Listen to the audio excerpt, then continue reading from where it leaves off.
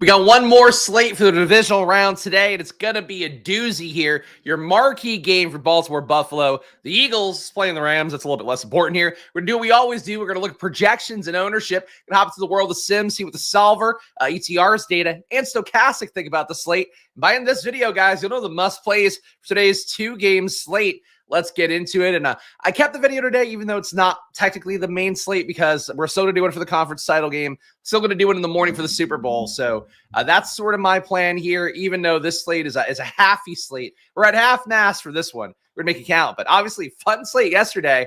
The only prognosticator in the industry picking the Commanders to win. And what did they win? They flipped the line by 20 points, won by 10 yesterday. So that was a lot of fun. Of course, besides that, Chiefs fucking ripping off the Texans. Texans were going to win that one anyway, I guess. But really, the ref stuff with the Chiefs, I'm tired of it.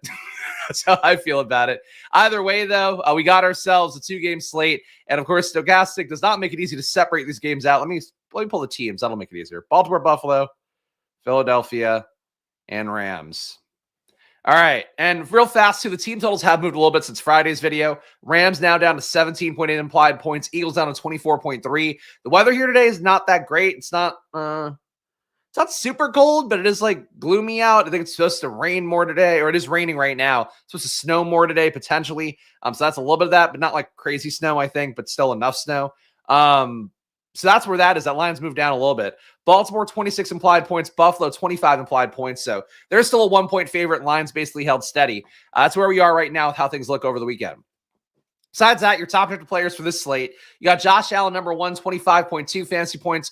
Lamar Jackson, number 2, 23.3 fantasy points. As I talked about at great length on Friday, in particular on the premium video going game by game, looking at my data, I really think Lamar Jackson's got a better matchup overall going against Buffalo's defense than Josh Allen does against Baltimore's defense. Baltimore's defense over the course of a year really stiffened up. In the beginning part of the year, they were a team I talk about weekly as one where you could maybe consider attacking. Big part of why Baltimore had the pass game success this year, number one, is that they let Lamar do a lot more, have more control of the offense. Number two is that they played from behind a lot. The defense would let teams hang in games. You've seen them play down to opponents sometimes. Like, it wasn't a good defense for the entire year. Now it's stabilized fairly well. It's a negative 0.04 EPA per dropback defense is Baltimore, negative 0.04 EPA per pass. In terms of run defense, they're particularly good with a negative 0.1 EPA there, even though James Cook's still an interesting DFS play. Like we talked about yesterday, or it gets talked about on Friday, rather, with Jameson Williams and how I really thought Amon-Ra St. Brown was a better analytics play. I think he kind of showed that with the most part how he performed in that game. But Jameson Williams was still low-owned enough, cheap enough that he's worth some shots. You kind of have the same situation with like a James Cook today, where I don't think it's a good game situation, but he's priced reasonably. The ownership's going to be under 33% for a two-game slate. So, like, you like James Cook a little bit more than that prism, but point being, it's like a tough game. I think Lamar's got an easy game going against Buffalo's defense. It is a positive EPA allowed per dropback, per pass defense. The red zone, a little bit tougher, but still 0.05 EPA per dropback, 0.05 EPA per pass, playing zone at a pretty high clip. Something that should benefit Rashad Bateman a little bit, should benefit Mark Andrews. He's a little bit better versus man, but still pretty soft matchups for those guys. That's really how I would view the slate for the Lamar versus Josh Allen up top. But obviously, both guys can be very much in play. And, really for the Bills, more of their offense has to flow through Josh Allen for them to have success. Whereas for Lamar, they could score other ways. They could score with Derrick Henry. The defense can get some turnovers potentially here, even though Allen has not been very turnover prone on the year. That's how I would view those top two QBs. Jaden did it. Yes, he did. Let's see. Detroit lost. It's Jover for my gauntlet portfolio. That's tough. I mean, look, that's what I talk about a lot here. I talk about it in one of the few playoff best ball videos I did. So the idea of like playing a wild card team and hoping they can ride for you the entire playoffs, people don't do that enough. They just like to go, here are your top highest odds teams, and I'm going to assume that I'm going to play the highest odds, and it's going to work out. And it's one of those things that I've talked about a lot with playoff best ball, which, last year didn't work out as well because you had your two, front running teams be the one that ends up doing, most of the damage in terms of the gauntlet and all that.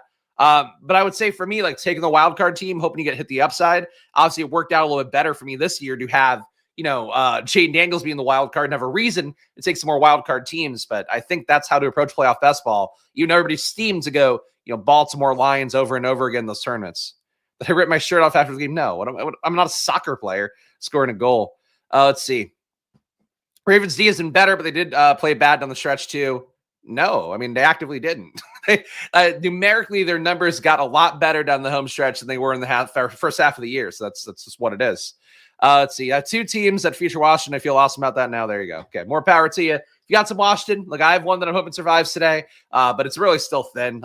Fucking DeAndre Hopkins giving me a 0. Hollywood Brown gave me a 0. That was awful. The Chiefs, I really hate the Chiefs in fantasy. They really are one of the more frustrating teams. But everything that we talk about the Chiefs turned out being right too, where they half-assed the entire year offensively through the regular season, and then what happens? Playoffs go off. Ton of targets for Kelsey. I'm a fool, though, because I did not force more Kelsey into lineups. I did not naturally get him a ton with ETR's projections, and I kind of let it ride. And I should have boosted Kelsey a little bit more, but that's on me. It's on me because I said it on Friday, and I thought I'd get a lot more Kelsey and just didn't project as well, unfortunately, as some other guys. So we'll talk about perhaps today.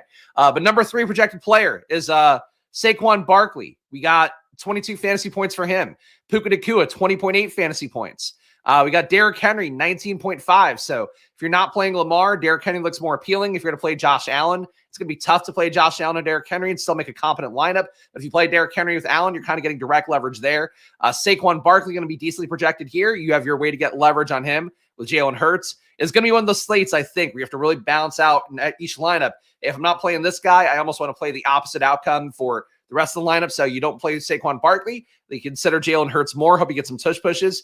Obviously, your A.J. Browns, if they score a touchdown, your Devontae Smiths, your Dallas Goedert to a lesser extent, if they score a touchdown, that pulls away from Saquon. That's how I would try to think about that. If Lamar is not succeeding as well in the pass game, I think he will. But if he weren't going to, probably Derrick Henry does a little bit better. Or I guess they were to lose outright if Lamar were to somehow fail. But thinking about those outcomes where if you're playing Lamar, what's going to hit with that? Pass catchers, some amount of success, Bills theoretically pressing the ball a little bit more, whatever that means for the guys who are putting around that. If Lamar fails, you don't have him in a lineup, then you're probably looking more at Derrick Henry. You're probably looking still at some of the pass catchers, but less of them.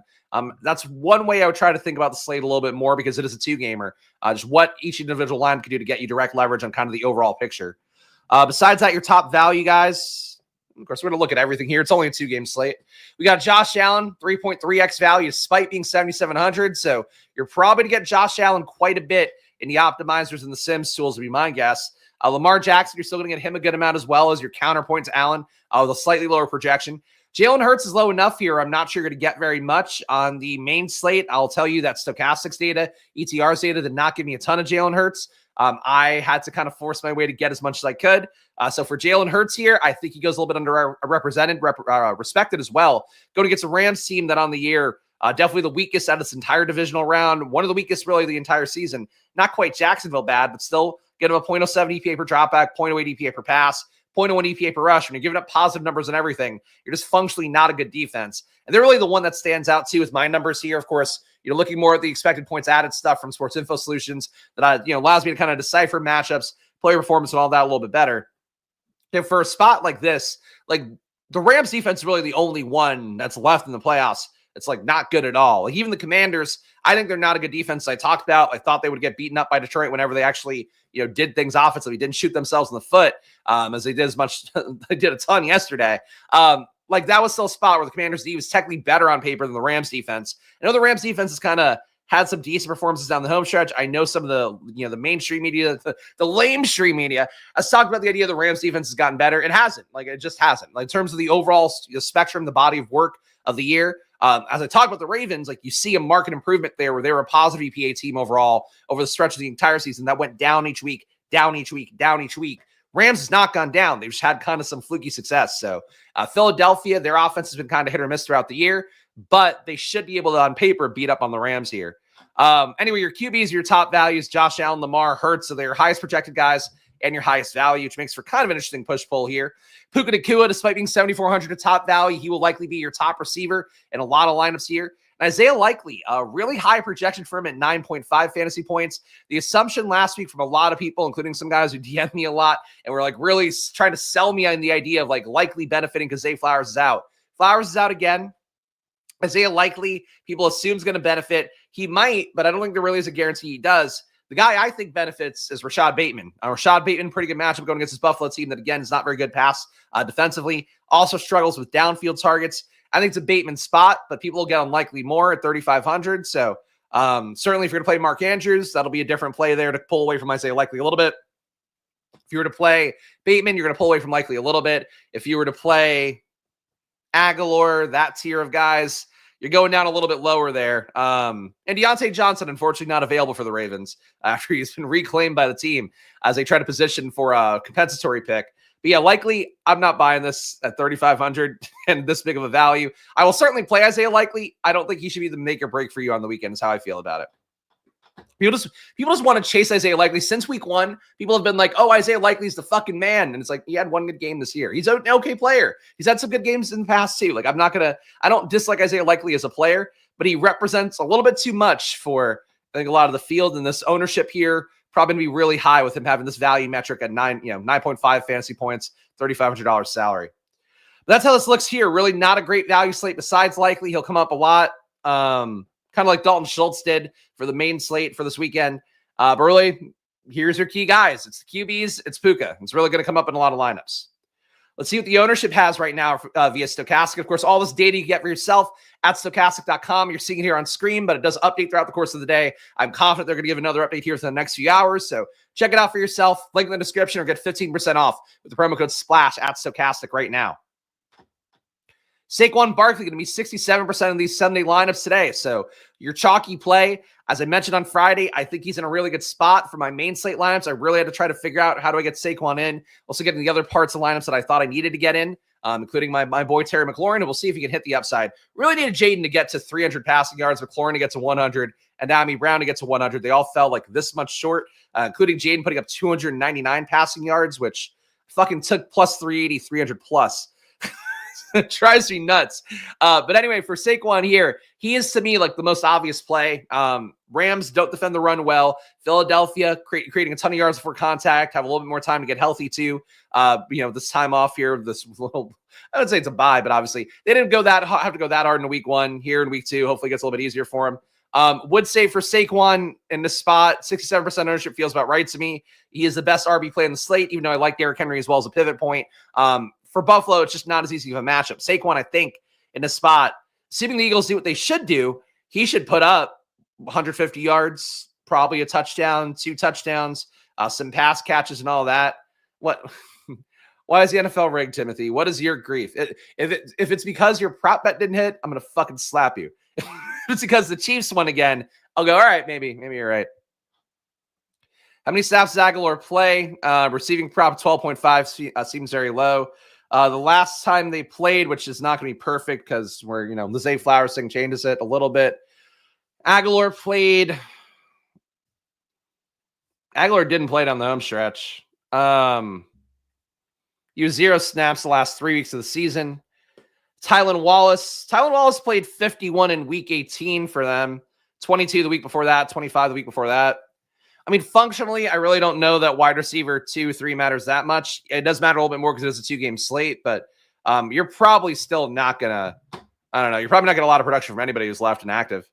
I need a Barkley game of 20 plus on half PPR today, please. I think a decent shot of that. But again, it's super chalk, Saquon Barkley here. So really think here when you see Saquon at 66% and you see Jalen Hurts all the way down here at 23 for a 2-game slate.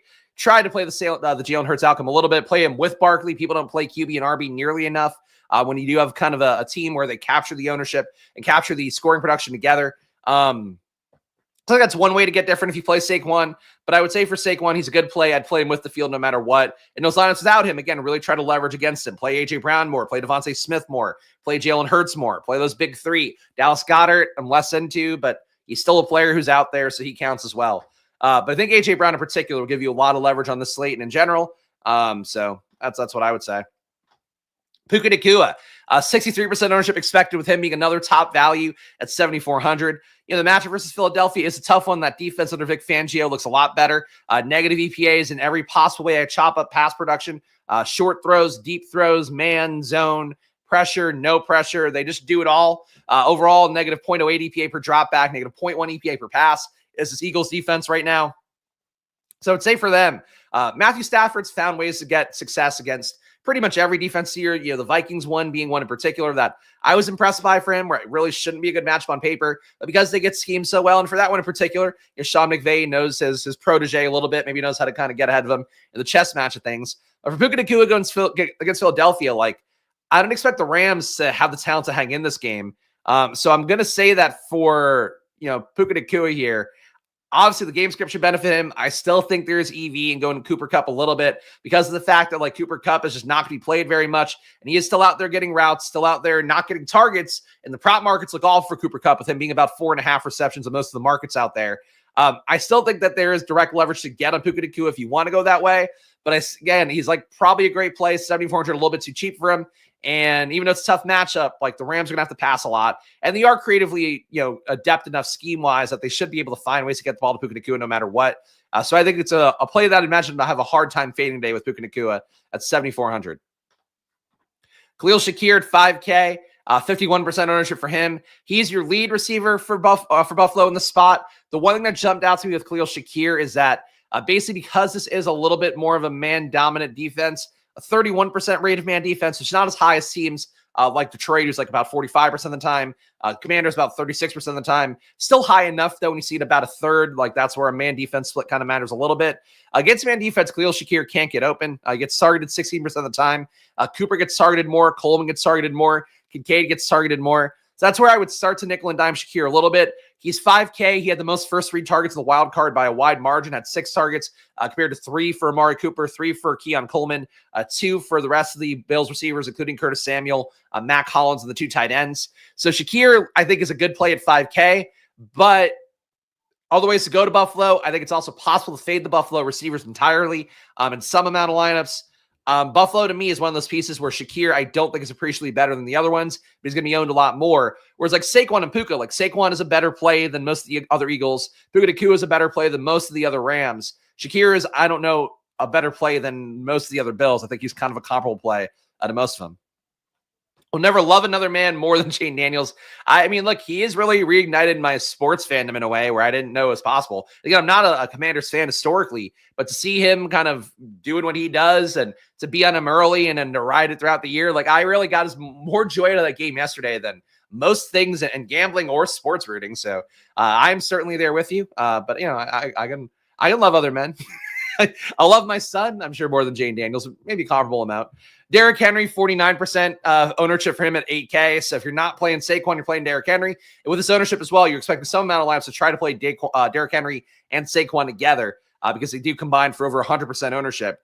It would be tough to play these two guys together. You're going to have to get real cheap at receiver. And I still would try to play in the playoffs a receiver upside a little bit more. I felt like Amon-Ra was a little bit under-owned yesterday. Felt like McLaurin was a little bit under-owned yesterday. Those guys were certainly decently owned. A little bit under-owned for the main slate because people want to play the RBs so much. The RBs are good. I get it. And in playoff situations, like sometimes relying on the RB can pay off. But in reality, like I don't know that you're getting as much of an upside as you did in the regular season. And people want to see that for Barkley and Henry. You got to remember, like in the playoffs, even though the Rams are a shitty defense, like you expect the defenses to try to make teams uncomfortable a little bit more, force the pass rate up a little bit like we saw. Detroit with Gibbs just ran everywhere. And frankly, Washington did run a little bit more as well. But that was at a position of strength, I think, for Washington in particular, where they were ahead. They started to run a little bit more. Like most of these teams are going to pass a little bit higher over expectation than expected, unless they're in control throughout the game. And in Baltimore and Buffalo, I don't think we're expecting them to be in control throughout the game. So I have no issue with Derrick Henry here, but it's a lot of ownership for a guy that could get game scripted out a little bit, could see Justice Hill out there more. I think there's more ways to not play Derrick Henry than there are ways to not play Saquon Barkley. Kyren Williams at 6,900, too cheap. He's your direct leverage on Saquon. Also a player, if you play him with Saquon, people won't do that enough because they don't want to play 2 RBs from the same game, even on a 2-game slate. For Kyren, if the Rams are in control for most of the game, he has a better shot of getting there. If the Rams are competitive in a game, better shot of getting there. If the Rams are getting blown out, Kyren's probably not going to PPR scam his way there, you would think. So 48% for Kyren. As it's a 2-game slate, like you're going to find ownerships mostly, I feel like, appropriate for these guys. I think Kyren at 48% feels about right. It wouldn't shock me to see him be a little bit lower because I think people are going to really jam Barkley and Henry more than they should. Kyren's a good play. James Cook at $200 less and 20% ownership less, just about. I think James Cook looks a little bit more appealing through that prism. But Kyren, a good play. I just have a hard time believing he succeeds today versus Philadelphia defense that's like legit good. A.J. Brown, think interesting leverage against Saquon with about 25% less ownership. Josh Allen, 40% here. He'll be your highest owned QB, it looks like. Lamar Jackson, a good breath behind at 28%. You can see all the guys on screen here. Jalen Hurts at 23. Cooper Kupp at under 20. Unfortunately, got to take some more shots at Cooper Kupp today, I think. He really shit the bed so hard in Monday Night Football that I don't want to play him again, because I did take a legit stand at him in the showdown on Monday, and he was awful. Still the same game theory as a play for Cooper Kupp, where he gets a lot of routes. He's out there. If Puka Nacua were to somehow not succeed, or I would say fail, but I don't know that Puka can fail really. But if you were to hit an outlier projection that wins you a tournament, Cooper Kupp probably had a good enough day. Higbee might have had a good enough day. Higbee's 17% owned. He's been targeted a shitload whenever he's out there. Just went out early last week because he had a bleeding from his chest after an injury. But he should be good to go. I mean, he's going to be good to go today. I think there are ways to get leverage on Puka Nacua, and Kupp and Higbee would be them. But frankly, Kupp should be higher leverage than he is. The field's not going to play him. Aguilar, 7% ownership. DeMarcus Robinson, your secondary receivers. Matthew Stafford, under 10%. If you're going to play that Rams upset, Stafford is one way to do it. If you also, frankly, just want to play the Eagles kicking the Rams' ass, like Stafford throwing the entire game being from behind, a possibility, and he is adept enough to make it work in a shitty situation against tough defense. I don't think Stafford's out of play on the slate, especially when you have so much ownership going to everybody else. When you're talking about 2x the ownership for Hurts, 3x the ownership for Lamar, 10x the ownership, or not 10x, 4x the ownership for Josh Allen. More than that, it's a lot of ownership going for these guys that are not Stafford. So that's just tournament brain here. And that's the ownership. Will Shipley, unowned. So play him. That's how it looks right now via stochastic data. Let's go to the solver and ETR's data next. Let me log in this tab. Let's see what we got going over here. We'll simplify DFS for ourselves. Here at the solver. And guys, if you get value of this video, again, it's a weird slate today because we had the full main slate yesterday, technically. But Final Takes video still going off on Sunday at 9 a.m. down the home stretch. So please make sure to hit that like button. Please subscribe. It goes a long way for me here. One guy that has been burning the oil here with 6 days a week of content for the entire NFL season, 7 days a week for all of best ball season, or a lot of best ball season as well. So the grind continues on here, guys. I don't take time off. You guys know the deal. So subscribe, hit the like button. I'll keep adding value for you both this season for the rest of the playoffs, as well as for best ball starting now. We got the rookie previews already going on. And check out our sponsors as well. Stochastic, 15% off, link in the description. Underdog, $1,000 of bonus cash, promo code SPLASH on there. Link in the description as well. Unabated, $30 off. I don't know if the link's in the description. Go to unabated.com. Use promo code SPLASH. Get $30 off their monthly packages. And the solver, which you're seeing on screen right now. Go get yourself a taste of that as well. All right, Sunday slate only. Let's take our settings off. All right, they're off. Good. 25 lineups, and let's see what the cash game lineup would be, what the optimal lineups are right now via ETR data. Checking the chats as well. Spags, best way to start the day. Thank you, Mike. I appreciate that. I'm sure there are better ways. I'm sure like getting a blowy and a blowy and a bagel. Probably be a better. I'd say mimosa, put that on top too. But I appreciate it. I'll be up there. Maybe top 100. Your cash game lineup right now. But I appreciate the sentiment from Mike no matter what. Cash game lineup, 129 projected points. Josh Allen, Saquon Barkley, Kyron Williams, Puka Nacua, Khalil Shakir, Curtis Samuel, who will get played a good amount. People box score chasing the last 2 weeks. He certainly is not meaningfully involved enough to want to flock to Curtis Samuel. But he'll be played a good amount, I would guess, on the slate. Mark Andrews, Isaiah Likely, double Baltimore tight end coming in here. Likely projecting well for ETR as he did for Stochastic. And Eagles D. So you are getting naturally a Bills stack, a Ravens double, a Rams double. Not Eagles pass game. Not Baltimore run game or Buffalo run game. Really, so like the main observation I would have, and this is my gut reading the projections as well. If you're going to play Philadelphia pass game, you're going to get unique no matter what, because like it's just not going to come up naturally projection-wise. So Bills pass game coming up very easily here. In your top 25 lineups overall, you're getting 100% Saquon Barkley, 100% Khalil Shakir. Because it is a 2-game slate, you got to have the same principle we talk about for showdowns, where these guys are probably the best plays in the slate relative to price tag and projection, Saquon Barkley and Khalil Shakir. But because they're going to be in every lineup naturally, because people's projections are going to drive them to that more. And also they're going to think these guys are the best play. Like when they're thinking about, oh, Josh Allen, I want to play him. Who should I stack him with? Oh, these guys aren't good. But Khalil Shakir seems to do okay, especially in PPR on DraftKings. Like you're going to get to Shakir enough. I think Barkley and Shakir, if you strip them out of lineups, you're going to get away from a good portion of the field today. And we know Barkley himself is going to be played by about 70% of the field. So if Shakir's going to be played by 50 and Barkley's going to be played by 70, I mean, do the math there. You're getting yourself away from a lot of people there and getting on a more unique construction by just not playing those guys. Besides that, in your top 25, about a third of them have Kyron and Puka together. About a third of them have Josh Allen and Shakir together. Another 25%, and that's an addition to this one, have Kyron with Puka Nacua and Ramsey. I think Eagles' pass game is just not projecting well enough to come in naturally. So that would be pretty interesting to see.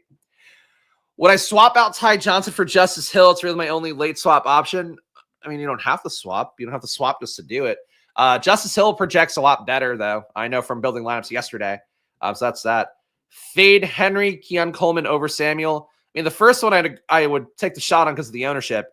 Fading Henry, it's just like on a 2-game slate. I don't know why you would fade Henry. Like, you got to play Saquon a good amount. You should probably play Henry in a good portion of lineups. So you're not playing Saquon. Some portion of lineups with Saquon. Like, it's not really, I mean, unless you're playing one lineup and we're talking about it through that, but I'm not.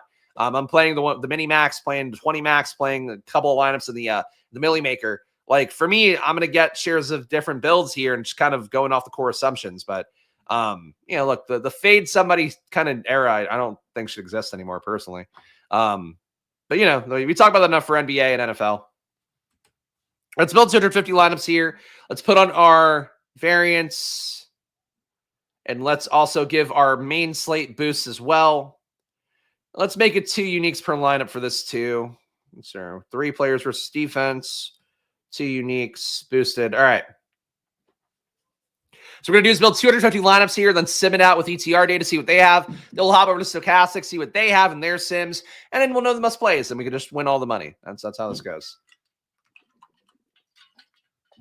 Of course, building lineups here in real time, though, if you were to use the solver, this is exactly what you're going to see for yourself if you go to the screen, so check it out. How close should GPP builds be to optimal when trying to build the MME? For general, the rule of thumb for NBA is about 5% off the optimal lineup. So, and I do that for NBA slates. For NFL, a little bit less. I worry about that stuff. It's probably like, I would say a 10% breadth between your optimal lineup and the lineups you want to play. But because football has more variance, like you get away playing lineups that are further away from the optimal than you can in NBA. So, I don't know. You can play whatever you want. I would say generally 10% would be a good rule of thumb for NFL, 5% for NBA off of the optimal. Mike, I think you're giving some chalky takes here. You literally gave 2 of the cash game players. You like Samuel. You like Likely. That's again, it's no slight to you, but like keep in mind here, if you're coming up with takes that are aligned with ownership and aligned with projections, there's going to be a lot of people playing the exact same take that you have. So that's just the rule of thumb here. I'm going to sim out the flea flicker because it has the most entries in it and will represent a large field in the way we want because ETR doesn't build out the kind of full lineups for a Millie Maker and stuff like that. And sure, happy to help, Gerald. Hope it adds some value. Bills are better equipped to stop Henry this time, around 5 defensive starters, including 2 linebackers, blah, blah, blah. Yeah, look, that's why I know your takes from Stochastics. I get where you're coming with, and I don't think you're wrong. But again, it's like the main thing is that he's going to be played 20% less than Saquon Barkley. So, like, it's really all that matters. So you talk about defensive shit as much as you want. As I mentioned yesterday, like, and I think it showed, frankly, the performance in the game. Like, Jameson Williams had the touchdown on the end around shit, gimmicky play and all that. A couple catches was okay. But, like, in reality, I expected J-Mo to have a much worse game than Amon-Ra, and he did. But it didn't matter, though, because J-Mo is going to be the less owned play. He's going to have a lot less salary going his way than Amon-Ra did. Like, that's what DFS is. It's not necessarily about just the matchup stuff. You could think that Buffalo, like, you could have the skeleton key and go, Buffalo's shuts down Baltimore 9 times out of 10. You still want to play that 1 out of 10 outcome some amount, unless you're doing a single entry and you want to get really unique and do it that way. But, like, I just don't think it's thinking about DFS the right when you're like, I'm going to fade Derrick Henry, and here's, like, the case for it on a 2-game slate. Like, there's just only so many outcomes I could hit, so many guys that could have the kind of range you need to actually win a tournament. And that's something, too, where, frankly, like, I would have thought, like, Antoine in that chat in the past, which, again, it's like a point. You're using defense, whatever. But it still is like you could think whatever about the game. You could think about whatever about a matchup. You can think whatever about that I think about the advanced analytics stuff. And ultimately, it just comes down to who's lesser played and has a similar opportunity based on the same kind of situation in offense. And if you start to think more about slates that way, you'll find better results, is what I would try to give that caveat for. Anyway, Jahan Dotson, a very high ROI here, as we've seen enough times with ETR. Sometimes these guys with very little exposure, but a high ROI matter a lot for what ends up winning a tournament. So I'll highlight here that Dotson, who's been getting targeted more, had the touchdown last week as well. Coming on strong lately. I don't know you want to point chase that. I do think if you can find a way to pay for A.J. Brown, that's your real leverage. But Jahan Dotson coming up a little bit here, and it doesn't take a lot of exposure to get above the field. Tyler Higbee, High ROI for him. As I mentioned, he's been targeted like a demon. I went hard after him in that showdown slate. Didn't quite end up working out the way he wanted because he got hurt. That said, they clearly have a plan for using him, which is baffling to me, and it's feeding him a lot of underneath targets. So Higbee, I think, a good play with this 190% ROI. Bills D, 174% ROI for them, 10% exposure in the top 250 lineups. Bills D, really hard to expect Lamar to fuck up here, but it's on the road. If you're one of the cold weather Lamar narrative people, play Bills D a little bit more, I guess. But high ROI here, not a lot of ownership. Curtis Samuel, coming up in 8% of the top 250 lineups, but still a very high ROI for him. Nelson Aguilar, Ravens, Charlie Kolar. Here are your dart throw guys, at least based on ETR data. Sim ROIs. Is Higbee 100% after going to the hospital? I would think so, yeah. There's apparently no injury. I don't know why you would bleed internally or cough up blood if you didn't have an injury, but hey, maybe you just had an irritation or something in there, but he's fine. I mean, he practiced all week too, I believe, so I wouldn't be worried about it. GP and MME are the same thing. Yes. Well, not necessarily. Guaranteed prize pool is just what the tournament is. Technically a GPP would be a single entry as well. So they're not the same thing. And some people too throw in, I throw in the Millie Maker. I don't max out the Millie Maker. I throw in 5 entries. So you're not MMEing in the Millie Maker for throwing in, technically you are, but you're not max multi-entering. So yeah, there's a difference. Your top ROI lineups right now via ETR data. Number one's the Jalen Hurts lineup, so they're showing what I talked about here. Jalen Hurts, Saquon Barkley, so they're getting leverage on Saquon by adding him with Jalen Hurts here. Kyron Williams, A.J. Brown, Puka Nacua, Curtis Samuel, Dallas Goedert, Tyler Higbee, Bills D. So basically just the Philadelphia Rams game stack here with Curtis Samuel, the shit bow on top from the Bills-Ravens game. The logic here makes sense. People are going to play the shootout. It's certainly possible that Rams-Eagles becomes a shootout. You're just playing into the variance a little bit here. So very logical lineup to me, besides the fact the only part you're taking out of the Ravens-Bills game is Curtis Samuel and the Bills D. Your number 2 ROI lineup is a Lamar Jackson one. You got Lamar with Saquon Barkley, James Cook, Puka Nacua, Rashad, a quadruple stack. Rashad Bateman, Nelson Aguilar, Mark Andrews, Isaiah Likely, and Eagles D. I think this is going to happen a little bit more than you would think. Again, the matchup to me really beneficial to Lamar. In a way, it's not beneficial to Josh Allen, so you can have this quadruple stack be viable enough, I guess. Aguilar has decent touchdown equity, even though the snap counts we talked about, going to be some guesswork. Mark Andrews, always a good play to me. Likely shouldn't be higher owned, I think, is how I feel about that as well, even though Andrews is more expensive. I prefer Andrews. I like Bateman a lot. As I mentioned here, just not having Zay out there. Bateman, I think the matchup fits him pretty well. It's a lot of Ravens. A quadruple stack with Lamar is asking a lot. Love the grind, Robert Griffiths heard. I know you do. I know you do. But I appreciate you being here. Appreciate all you guys watching live here. These lineups actually look like something I would hand build. I agree. Number 3, we have Stafford. So Stafford lineup in here. Again, you got to play some Stafford. This is what we're talking about. It's not like your leans are obviously going to be the guys who are good. It's like we're talking about the concept of GPPs and mass multi-entering and stuff like that. You just got to get shares of Stafford. He's going to be 10% owned. Stafford, Kyron Williams, Saquon Barkley, Puka Nacua, A.J. Brown, Keon Coleman, Tyler Higbee, Mark Andrews, Ravens D. Number 4, so every QB represented here up top, which is kind of interesting to see because that doesn't always happen in the ETR sims. Josh Allen, Saquon Barkley, Derrick Henry, Puka Nacua, Khalil Shakir, Keon Coleman, Tyler Higbee, Isaiah Likely, Rams D. Nothing too crazy here. And you're getting Saquon. Wow. That's actually fun. You're getting Saquon, Henry, Allen, Puka Nacua, and you're still playing good guys. So that's a very fun lineup.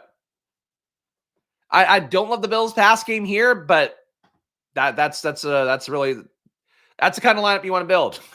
It's that's like holding up a big fish. Oh, look at this sick lineup I got here. I think that's a really nice one. This one with Jalen Hurts, Saquon, Cook, Nacua, Shakir, Bateman, Andrews, Likely, Bills. That one's okay. The thing is, for Jalen Hurts, I still want to get an A.J. Brown here. Still want to get a Devontae Smith because Hurts can hit his ceiling rushing with just the tush-push touchdowns and running a little bit more. But the way that we hit with Jalen Hurts and Saquon together, I think, is those guys, the pass game hits and Saquon still crushes in the run game. And then Puka Nacua gets more targets as a result, whatever the case may be. I don't think Jalen Hurts that either A.J. Brown or Devontae Smith is going to be a great play. What else down here? I want to see some A.J. Brown teams. Here's a Stafford one with A.J. Brown, Stafford, Kyron, Henry, Nacua, A.J. Brown, and Devontae. So you're getting the Eagles double without the Eagles QB. That's a little bit tough because if they both hit enough to win a tournament, Jalen Hurts probably made it in. Higbee in this lineup, though. Kincaid in the lineup. Rams D. That's not going to happen. Rams, I guess that it makes sense how they built, where Rams D is in because you're not playing Jalen Hurts. I guess they get a pick six, some sacks or something. And then maybe this hits enough. It's an interesting lineup. It's not as clean as that Allen one was, but it's okay. Yeah, I don't think these are bad builds. I haven't hand built for the slate at all. I don't mind this one though. See the James Cook lineup. Like what's a unique combo on the slate at RB? Trying to think if there's just anything good to show you guys at this point. Here, let's scroll down. Do you think people are going to want to play this based on what you guys have talked about? I guess besides Antoine who wants to fade Derrick Henry. Let's see Saquon and Henry together.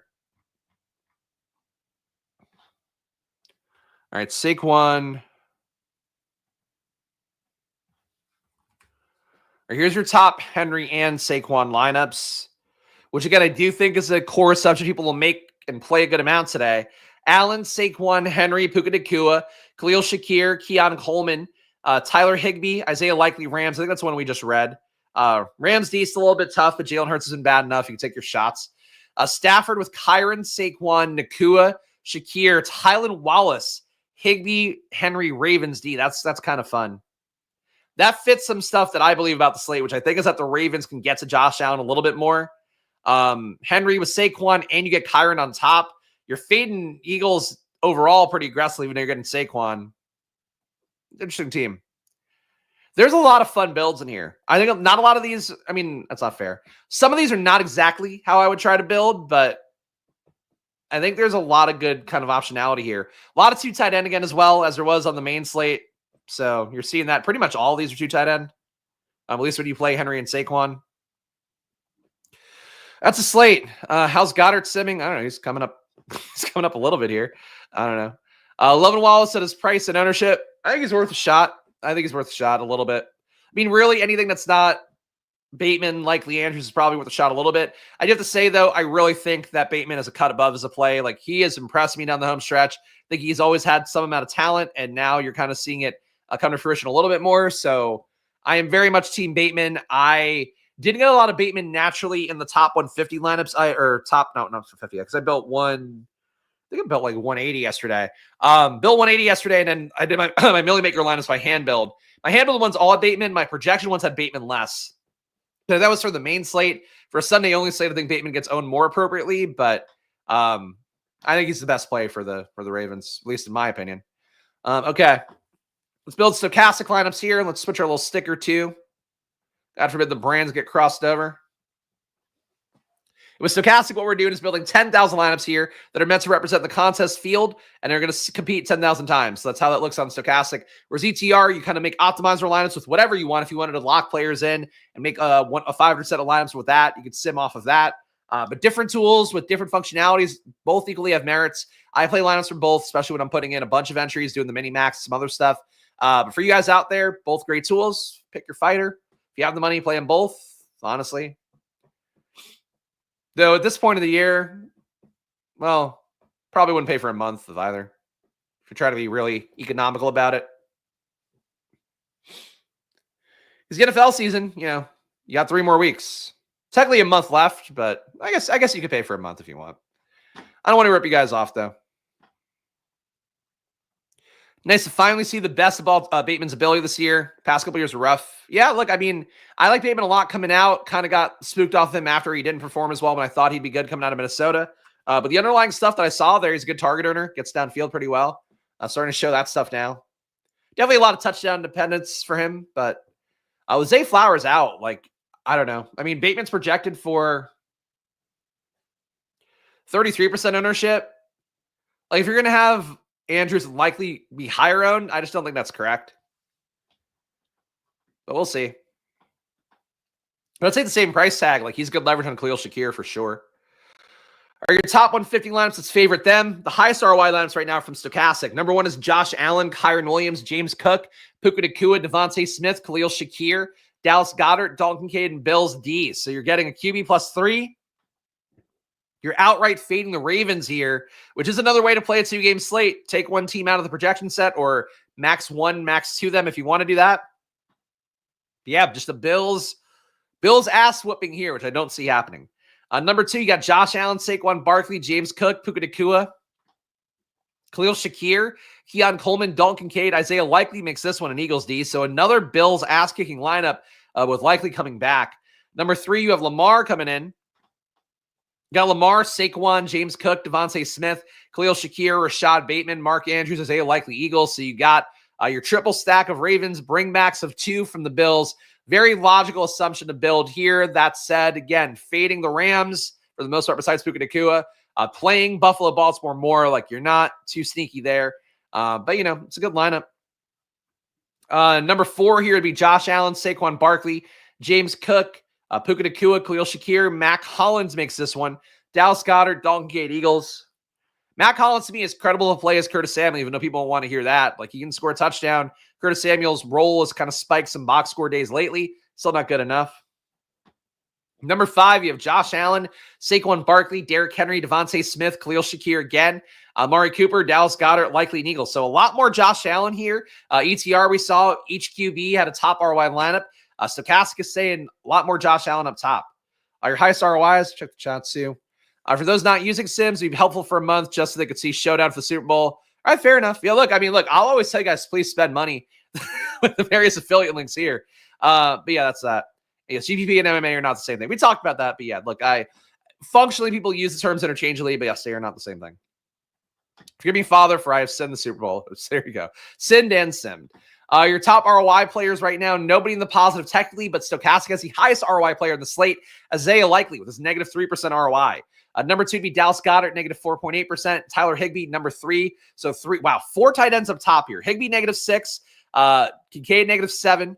Tylan Wallace coming in here, technically a high ROI. And again, the Sims, you're looking for directional accuracy. Even though these are negatives, these guys are still the highest here. So we got negative 7% ROI there. Rams D, negative 8%. So tight ends, all the tight ends, kind of rotating around these guys, they all perform the best. That's so weird. That's a weird slate. I like the lineups built in ETR, even the ones we're seeing on Stochastic so far. I'm like, these are logical. The tight end splits here are a little bit weird. Nobody has a positive ROI in a QB plus 1 stack. Nobody has positive ROI in a QB plus 2. Nobody has a positive ROI in a QB plus 3. Basically, because it's only a 2-game slate, you have some shitty lineups with each QB, some good lineups with each QB. That's what happens here, and nobody's got a positive ROI as a result, so that doesn't really matter that much.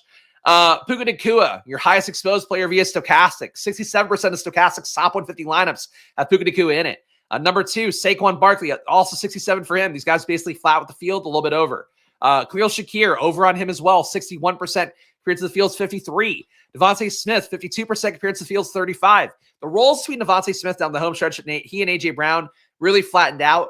That said, because Devontae Smith is so much cheaper and people now have seen A.J. Brown be bad for a few weeks, I think the narrative's gone. I mean, there isn't really a narrative against A.J. Brown, but I think people should be more into A.J. Brown this week because Devontae Smith's going to be a really easy click. People are looking for those 5K guys. I guarantee you there's going to be a lot of lineups today that have Devontae Smith, Khalil Shakir, Rashad Bateman, cheap tight ends. Like, go up to A.J. Brown in some amount of lineups because you're going to get a lot of leverage here. Playing with Saquon in some lineups too. I think there's a lot to be had by playing A.J. Brown over Devontae Smith, or at least with Devontae Smith. He's going to get in the lineups really easily today. Your number 5 guy is Derrick Henry, though they're a little bit low on him, 47% compared to 50. Again, no real big stands here besides the pro Devontae Smith stand. Your highest leverage players via Stochastic, you're getting 17% more Devontae Smith, 13% more Dallas Goedert. So Gerald, before he was asking about Goddard, Stochastic seems to really like him, seemingly more than ETR did. Tyler Higbee, almost 10% leverage on him. Dalton Kincaid, 9% leverage. Khalil Shakir, 5.4%. Ravens D, 8%.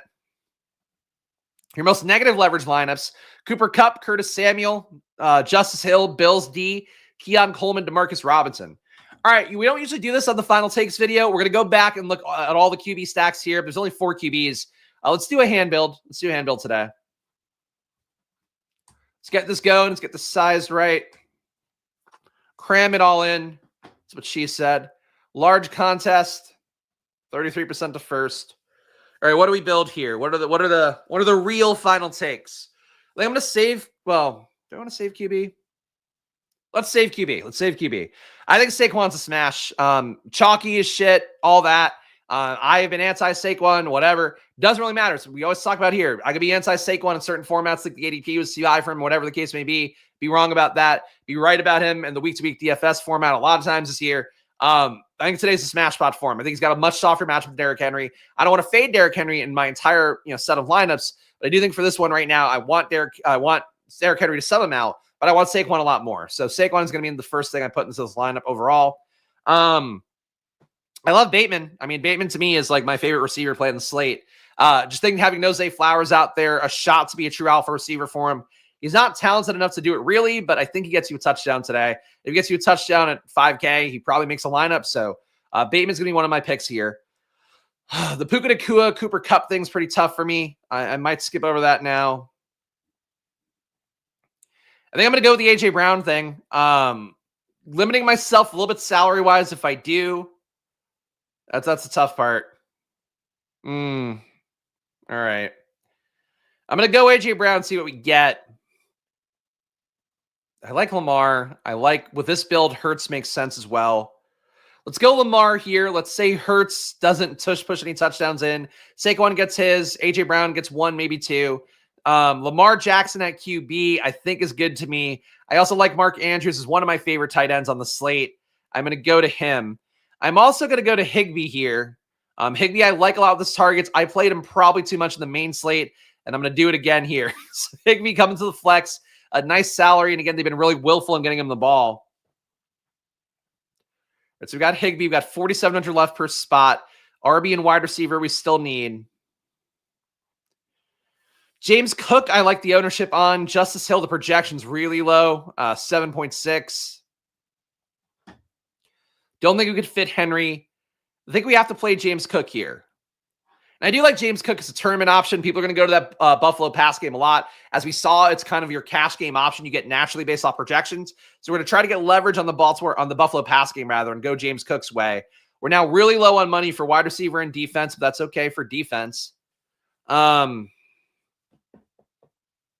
Stafford should be able to figure out Eagles defense a little bit, though the total really does put you towards Eagles. The Rams total being under 18 points now is pretty brutal. It kind of feels like Houston did yesterday. But I'm going to go Ravens D here. A little bit cheaper. We're not playing the Baltimore pass game or the Buffalo pass game. We're not expecting an outlier Buffalo performance. We're playing just James Cook. So I think we get away with the Ravens D being in this lineup. And I do think they have the best. I think they're the best situation overall. High drop back, QB going against them, all that. We've got 4,600 left. Bills align best here. I mean, do we play the Ravens D with two Bills? I think that wouldn't be crazy. Cooper versus Keon Coleman. Cooper has been awful this year. Coleman, though, will be less money and better projected, so we leave a little salary on the table. Let's try that first. So my final lineup here, well, I guess maybe not final because we might tweak it. The lineup here, though, is Lamar Jackson, Saquon Barkley, James Cook, Rashad Bateman, A.J. Brown, Keon Coleman, Mark Andrews, Tyler Higbee, Ravens D. Cook has a 40-point ceiling at least. I mean, that's the main thing is like he looks under-owned for the ceiling. Let's see if Amari Cooper comes in any better. Probably not. Amari Cooper instead of Keon Coleman with a negative ROI coming up on that first one. But I think we're going to have a negative ROI anyway because this was a little bit more of a unique build off the beaten path. And playing A.J. Brown, too, I don't think the Sims like very much. All right. They really don't like A.J. Brown. They love Devontae Smith. So what if I put in Devontae? Upgrade this spot to... Oh, my God. Cooper Kupp is our only option here? All right. Cooper Kupp. Let's run a sim here. The lineup now, and if this doesn't work, I'm just going to look at the QB stacks. We got Lamar, Saquon, Cook, Bateman, Devontae, Kupp, Andrews, Higbee, Ravens D. So we're now more fading Buffalo. They don't like that. They don't want to get away from Buffalo. Negative 35% ROI. All right, let's look at the other stacks. It's the closest I'm going to get here. I'm not going to the Sim's not my master. Just directional accuracy. I would say today, too, if you're going to play some lineups closer to a 0% ROI, today's a good day to do it because it's a two-game slate. And as we talked about enough times here, some of the top players like Utica, if they see their sim ROI being around 0, they're very happy with that because you're away from the crush of well-projected lineups, but you're still betting lineups that are technically not negative EV. Something to keep in mind for a slate like this. But we saw the Josh Allen lineups already. Let's look at some Lamar lineups. That's right. I tell the data. No data, you're wrong. I'm right. but really, it is still like with the sim stuff. As long as you're building lineups from a place of mostly directional accuracy, that's what you got to do. Anyway, your number one ROI lineup, which we already saw for Lamar Jackson, Saquon Barkley, James Cook, Devontae Smith, Khalil Shakir, Rashad Bateman, Mark Andrews, Isaiah Likely, an Eagles D. A lot of 2 tight ends with Baltimore coming up here. That's the case in that lineup. Number 2, you have Lamar, Saquon, Henry, Puka, Shakir, Tylan Wallace, Goddard, Likely, and Ravens. So you got Bateman in the first one, Wallace in the second. I'd play them both. Number 3, you have Lamar, Barkley, Henry, Puka, Bateman, and Wallace, Higbee, Andrews, and Rams. So Henry with this one, along with Wallace, along with Andrews, along with Bateman. So quadruple stack. All right. Stafford. You're going to get a lot more Wallace than you probably want on this slate. That's what I'm seeing here. Like, Wallace is a fine enough play. He and Aguilar function the same play. I would say Bateman is a tier above both guys, and the tight ends, I would say, also a tier above both guys, Wallace and Aguilar, but they're going to come up a good amount here. Matthew Stafford, number 1 ROI lineup for him, with him, Saquon, Kyron, Puka Nacua, Devontae Smith, Khalil Shakir, Higbee, Andrews, and Ravens. So you got a triple stack here with Stafford. Clean lineup besides that. You're getting good parts of the other games. I like that lineup a lot. Leaving 900 on the table, too. That's probably really unique. That's a good build.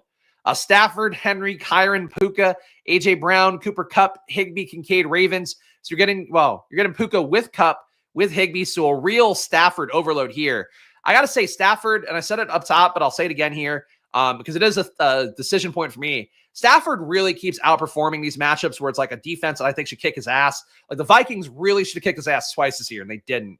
So I think for him, I'm willing to go there more. Going to be 10% played. I think he's worth the exposure here. And this kind of build, like you really get you're getting your full money worth of playing him because if these guys all hit, if Puka hits, Kupp hits, Higbee hits, he's almost definitely going to make it a lot more as a potential tournament winning QB.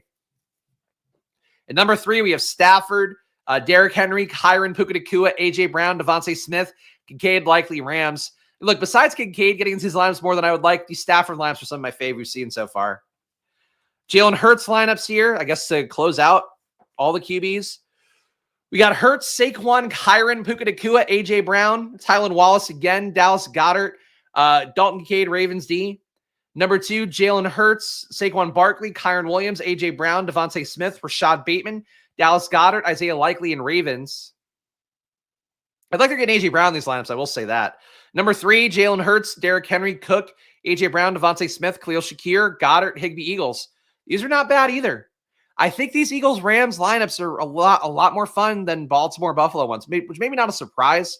And I'm still going to play Lamar and Josh Allen a lot, but like it's a 2-game slate and people aren't going to play the not going to play the Rams and the Eagles enough. I think you just got to play some. Be careful on last week with Stafford. Darnold's effectively a teammate, and Stafford didn't have to do much. I don't think that's a thing. I also, again, it's really more that Stafford's overcome tough defensive matchups multiple times throughout the year and had outlier outcomes. Like Stafford having a good game is kind of what sent Buffalo's defense the wrong way, where like they gave that monster game against the Rams, and then down the stretch, like they looked a little bit less good. And that was really the big EPA flip for them as well. Look, the Rams keep finding ways. I think the Rams have quietly been, and look, Commanders are up there as well. Rams have been one of the most well-coached teams this year. With Cooper Kupp declining, they found ways around that. Puka Nacua coming in on the line, they found ways around that. Kyron Williams kind of got figured out this year. They found ways around that. They're really resourceful in a way where I just would not sleep on the Rams. I think the Rams, again, said before, I said it for the Commanders and Rams, they're the teams there's not a lot of upsets to be had. But they're live for upsets. Like I think the Rams too, even with that total being really low. Good coaching. You really come down to McVay versus Sirianni, even though I love Kellen Moore, even though I love Vic Fangio. And you kind of have the same situation too, as you did for the Lions yesterday versus the Commanders, where Cliff Kingsbury took no head coaching interviews, which crazy by him, but like maybe a smart gambit because he might get a better job as a result now. He didn't take any interviews. Ben Johnson, Aaron Glenn, they've been doing interviews nonstop, like a lot of virtual ones for sure, but still like that's a distraction point. Same thing for today, where you have the Rams guys, no interviews going. Kellen Moore's had a ton of interviews. Vic Fangio, I don't think has had any because he's old and he's just probably going to stay there no matter what. But you have a shitty head coach, maybe a distractive offensive coordinator. Like, again, I'm not a narrative guy here, but like, Rams are locked in. And Rams too, playing for the wildfire shit. Like a little bit of chip on their shoulder with that, but who knows? What happened to Kupp? Was he banging Stafford's wife or something? Targets have fallen off a cliff. He can't get open. He's not creating separation. And they seem to have stopped treating him like a Make-A-Wish kid, where the shit where they give him 20 targets a game when he can't get open.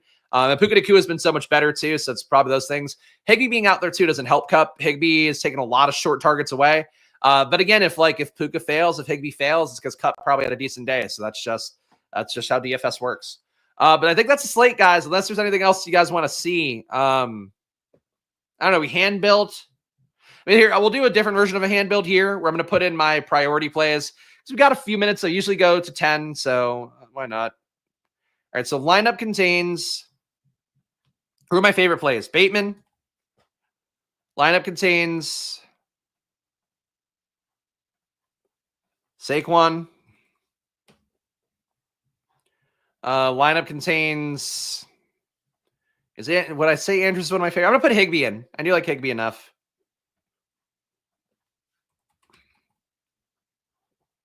Lineup contains Higbee. All right, so 3 guys I would say I like. It's tough with Saquon because the price tag, you can move that around a little bit. But Bateman, Saquon, Higbee. What are the best lines with these guys? Lamar, Saquon, Derrick Henry, Puka, Bateman, Tylan Wallace, Higbee, Andrews, Rams.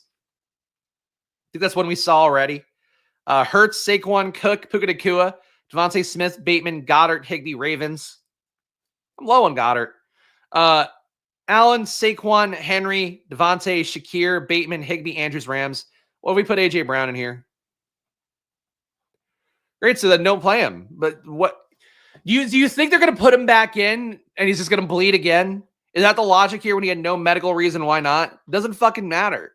If he's playing, he's going to be a full go. He said he was going to play like the moment the game ended last week. So he coughed blood up. I don't know. He fucking maybe had a sore throat. Who knows? It's like, if you're going to play a guy this week who's active, I don't know what to tell you, man. It's not how to play DFS ever. Let's put A.J. Brown in too. All right, we got Lamar. It's because it's a stupid take, David. What to tell you? I'm talking to you like we're fucking in Schitt's Creek, but it's not a good take. But I am testy, yes. It's what the stream is. It's me giving my takes and me correcting you when you're wrong. Lamar Jackson, Saquon Barkley. Though you were right about him bleeding. It's just, who fucking cares? Okay, go ahead. Please just don't play him. That's fine. If he doesn't fucking make a winning lineup, it's not because he bled last week. It doesn't fucking matter. God, I don't like you. Go away. Take a 5-minute break. I don't like you. Take a 5-minute break. Anyway, the lineup with the guys I just put in: Lamar, Saquon Barkley, Justice Hill. We'll see. Well, he's going to just die on the field today because he bled from his chest. Who fucking cares? It's this week. God. Saquon, Justice Hill, Puka Nacua, A.J. Brown, Bateman, Higbee, Isaiah Likely, Ravens. All right, that's got all the guys I like. You're getting Justice Hill, which is a trade-off, but I'll play some Justice Hill this week. I don't mind that lineup. Lamar again, Lamar, Barkley, Henry, A.J. Brown, Rashad Bateman, Mac Hollins, Higbee, Andrews, Rams. Number 3, Stafford, Barkley, Kyron, Puka, Brown, Bateman, Higbee, Kincaid, Ravens. All right. Higbee, price and positionality make him super viable. I mean, yeah, he's part of the tight ends. Like, again, if you take him out because of bleeding from his chest or whatever, like, it's just a stupid play because you have a bunch of guys in that range. He's one of the lesser owned ones. So that's it. Anyway, that's how it looks here. That's the slate, guys. I won't do a single minute more and people start talking about guys coughing up blood. People think that coughing up blood last week matters more than to be hammered with targets last week is wild. Yes, that's it. He's been hammered with targets since the moment he got back in the field. But that is what it is, man. Play whoever you want. That's the joy of DFS. On a 2-game slate, though, as I mentioned up top here, you're doing a lot better not having hard fades on guys, especially if you're doing 20 max, doing a 150 max, even more so. just find unique ways to build lineups today, and that's what we did here, hopefully. So check it out. But you know the guys I like at this point. If you got value of this video, even if you think that coughing up blood matters that much for a guy the following week, subscribe down below with the like button, leave a comment. When Higbee leaves again today coughing up blood, you can victory lap as much as you want in the comments over injuries. But please, we do the work here every day, Monday to Friday, 11 a.m. Going to be ramping down a little bit here until the big board comes out. But rookie preview is still going on the channel. DFS next week for the conference title game still going on. And then the big board, when that launches for Underdog, will be back on a daily cadence once again. So hit the like button, subscribe. It goes a long way for me here. Just one guy showed you my football prep. And yes, I'm testy. I'm going to fucking roast you if you say things that aren't that great. But that's what the charm of this channel is, hopefully. So you'll get value out of it. And if you don't, I don't know, fuck off. I'm so mean to Dave. David didn't deserve that, but like, don't tell me I'm a little testy because your take is stupid. Underdog $1,000 in bonus cash, promo code SPLASH. Stochastic 15% off, promo code SPLASH as well. All these links in the description. Unabated $30 off, promo code SPLASH. The Solver link in the description. Shouts to all the paying members. I think another guy joined over the weekend. Shouts to all you guys who are joining as well. Get my data sheet for the week, which includes all the advanced analytics I look at. If you want to get smarter about Tyler Higbee and see he's been commanding a shitload of targets in a way that's baffling, you can see that data along with a bunch else. VIP Discord as well. Premium video every week where I look at my data, talk about the matchups, and highlight things, including my biggest stands, including how there's like about 5 minutes of me really hemming and hawing on the main video that was free yesterday, as well as the paid video about me going like, really, I believe the Commanders can win. Nobody out there put more pro Commanders takes out there with like actual logic behind it. And that was right. So I don't know. Maybe I'm due to be wrong. I'll be wrong on Higbee today. Gamble responsibly, guys, even so it's money time here. Follow me at Chris Spags. Follow the show at Splash Play Pod. Back not tomorrow. Back tomorrow on the NBA channel at Splash Play NBA at 4 p.m. But I don't think a stream tomorrow unless I win $1 million something today and I want to brag about it on stream.